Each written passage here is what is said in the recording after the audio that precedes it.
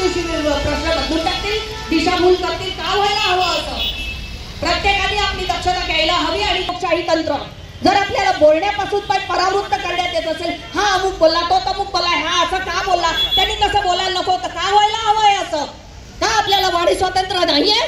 आपण जर मतदान स्वतंत्रपणे करतो, तो वाणी स्वातंत्र्य हा आपला हक्क आहे आणि तो हक्क कोणी हिरावून घेऊ शकत नाही. प्रत्येकाने बोलायला हवं. आणि खरंच वाईट वाटते की श्रद्धांजली अर्पण करण्याची वेळ आली आहे. डोंबिवलीतले 3 जण आपल्या महाराष्ट्रातले अजून कितीतरी तिथे अडकलेले आहेत, ज्यांना आणण्यासाठी विमानसेवेने दर वाढवले. अरे ही कुठली आली तुमची माणुसकी? हा, तुम्ही दर कमी करायला हवं, मोफत आणायला हवं, तर तुम्ही दर वाढवताय, म्हणजे लाचारीची तुम्ही फायदा घेताय. हा तुमचा धंदा झाला का? चुकीचं आहे हे सगळं. जे चुकीचं आहे त्याला अजिबात खतपाणी घालू नका. जे खरं आहे त्याच्यासमोर उभे राहा, ठामपणे उभे राहा, बिंदास बोला, घाबरू नका. जय हिंद, जय महाराष्ट्र. पुन्हा एकदा भावपूर्ण श्रद्धांजली.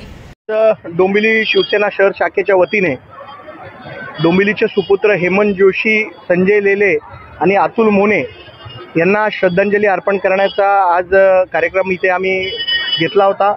आणि डोंबिवलीकर मोठ्या संख्येने या तिन्ही डोंबिवलीच्या सुपुत्रांना श्रद्धांजली वाहण्यासाठी अर्पण करण्यासाठी ते उपस्थित होते. आणि शिवसेना उद्धव बाळासाहेब ठाकरे पक्षातर्फे देखील आम्ही श्रद्धांजली आज वाहिलेली आहे. आणि लोकांचा आक्रोश आपल्याला ज्या श्रद्धांजली वाहताना दिसला असेल. जे केंद्रातलं सरकार आहे, राज्यातलं सरकार आहे, याच्यामध्ये एक शीतयुद्ध सुरू आहे की कोण या लोकांना पहिले मदत करतं. आणि या झालेल्या दुर्दैवी घटनेचं देखील राजकारण करण्याचा काही लोकांचा प्रयत्न आहे.